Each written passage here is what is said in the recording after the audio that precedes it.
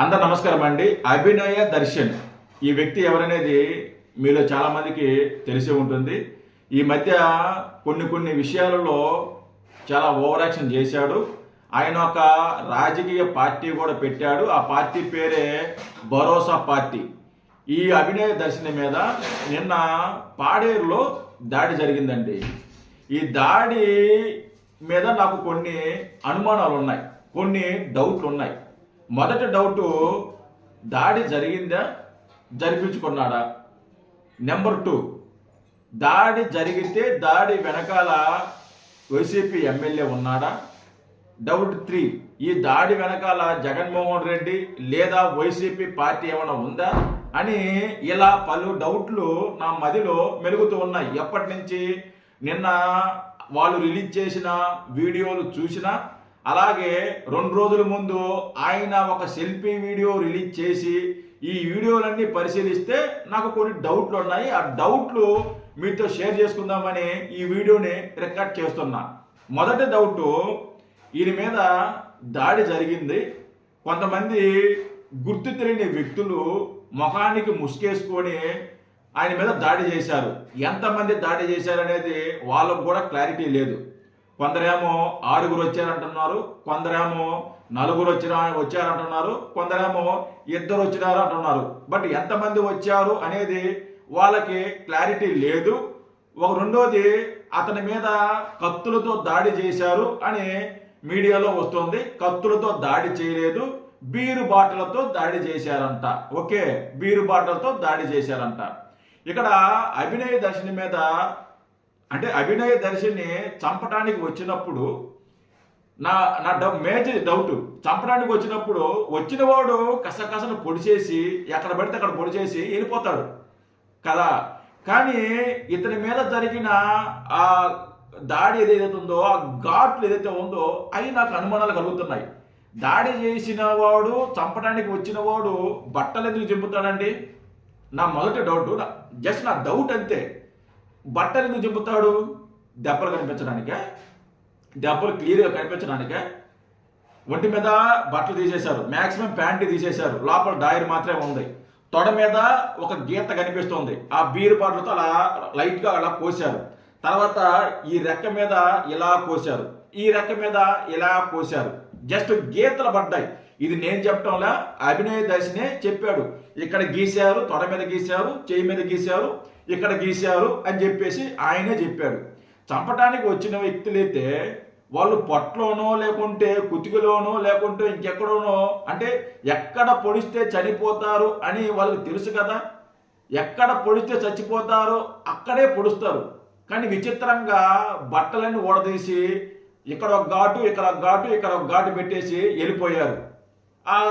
ఆ రక్తం కారుతున్నది ఆ తొడ మీద బాగా క్లియర్గా కనిపిస్తుంది. ఇది నా మొదటి డౌట్. రెండో డౌట్, జస్ట్ నా డౌట్ మాత్రమే, నా డౌట్ అంతే, అదంతకు మించి ఇంకేలేదు.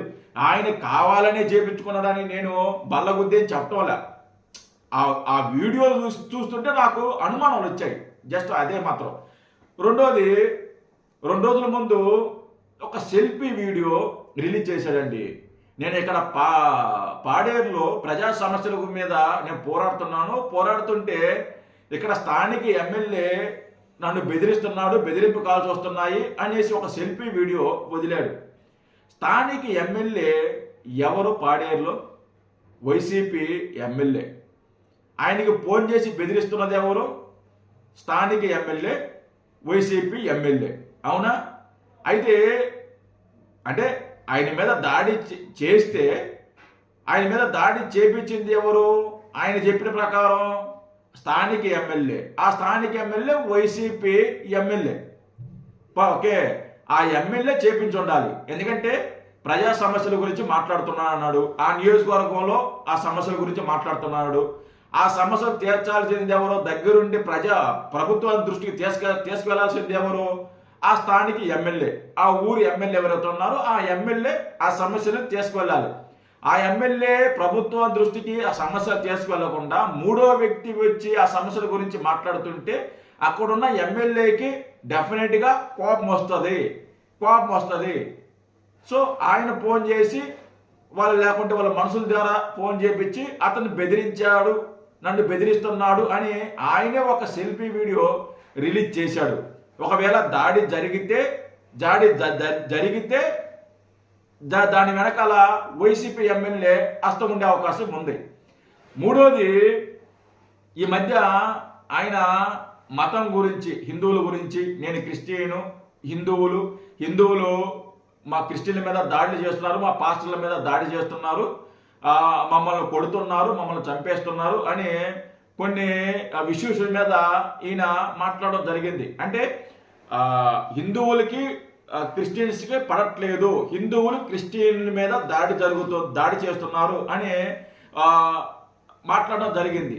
దాన్ని అదునుగా చూసుకున్నారేమో, నేను అనుకున్నారంటలే, చూసుకున్నారేమో, నా మాటలు మీకు అర్థమవుతున్నాయి అనుకుంటున్నా, బట్ డైరెక్ట్గా చెప్పటంలా, మీకు ఇండైరెక్ట్ చెప్తున్నా, మీకు అర్థమవుతుంది అనుకుంటున్నా. ఇప్పుడు హిందువుల మీద క్రిస్టియన్ మీద దాడులు జరుగుతున్నాయని చెప్పేసి ఈ మధ్య హడావిడి చేశాడు. ఇతన్ని గనక అంటే ఇతని మీద దాడి జరిగినా, ఇతని మీద దాడి జరిగినట్టు నటించినా, లేకుంటే దాడి చేపించుకున్నా, ఎలా చేసినా ఇది హిందువుల మీదకి వెళ్ళిపోతుంది, కూటమి ప్రభుత్వం మీదకి వెళ్ళిపోతుంది.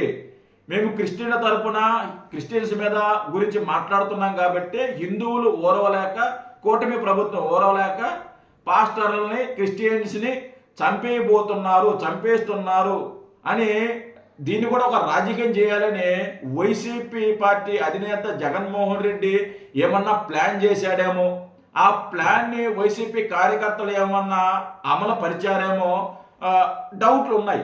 అదే సందర్భంలో ఆ మధ్య స్టేజ్ మీద మాట్లాడుతూ జగన్మోహన్ రెడ్డి నాకు బంధువు అవుతాడు అని మాట్లాడడం జరిగింది.